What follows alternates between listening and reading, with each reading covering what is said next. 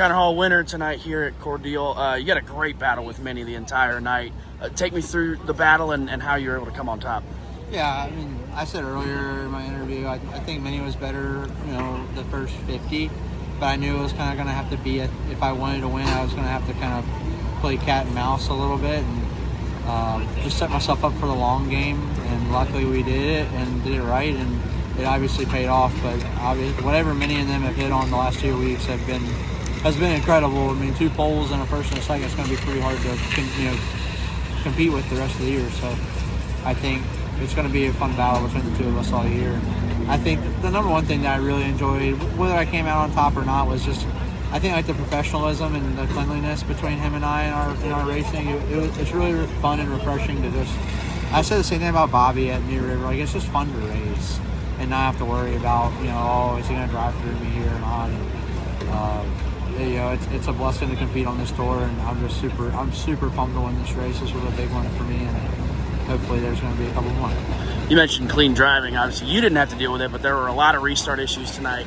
Not really the first time we've seen this in the Cars Tour. Do you think it's inexperience or just general, catching people sleeping on restarts? What do you think the problem is? I think you catch people sleeping, it's inexperience.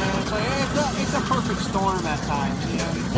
You have so many guys that vary in age and range and skill level and whatnot, experience. And I think it's just a part of, I've missed probably 20 in my career growing up.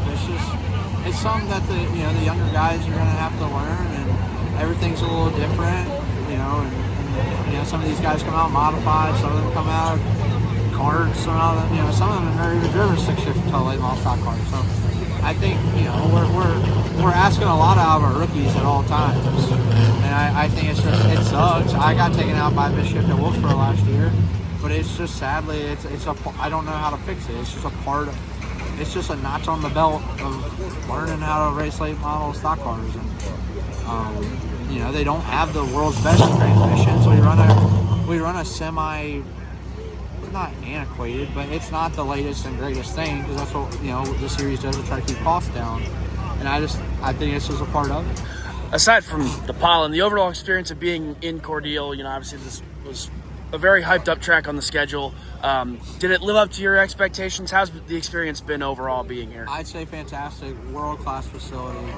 I mean, you can just simply look at the place, and the moment you get in the gate, it's incredible. And to the track ownership group, amazing job. To the car store ownership group for trying to put, I don't know who whether it was a chicken or the egg, but shout out to both of them, because this was a pretty special event. I think it was a really, really racy event. It was fun. There's not a lot of late model stock car tracks where you can really move around like that and still it's more of a defensive effort where I went on the offense when I moved it to the top. So I thought it was really, really cool. And then lastly, obviously this was the debut for your Bossdale Jr. Season debut.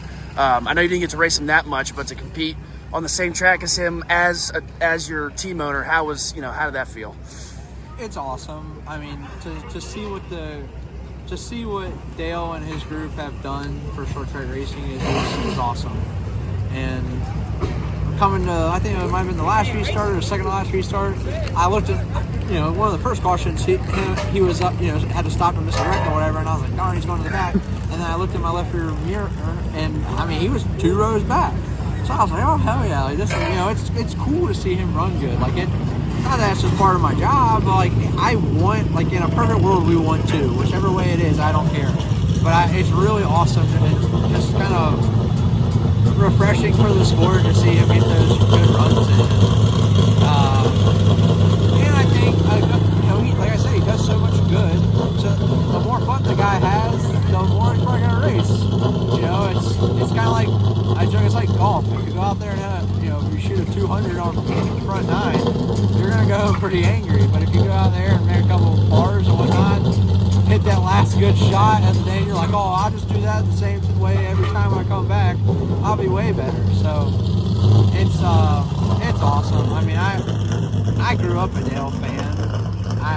My godfather was a jackman for his father, so it's kind of a full circle moment to have the opportunity to really race with and for him. Because I mean, I'm 99% of the people here grew up Dale Jr. fans, so it's really cool. It kind of gives that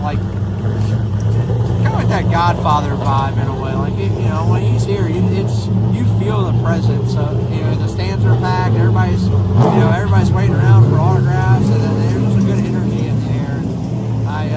It's a shame it's only going to be 3 or 4 more for him, but hopefully maybe it goes full time in 2026.